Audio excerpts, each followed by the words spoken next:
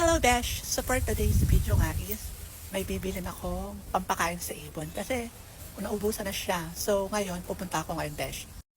Kung titingnan nyo, super init ngayon Besh. Tanghaling tapat ako pupunta doon. Pero okay lang, gora lang. Ayan, nakaampayong na ako Besh para iwas sunburn.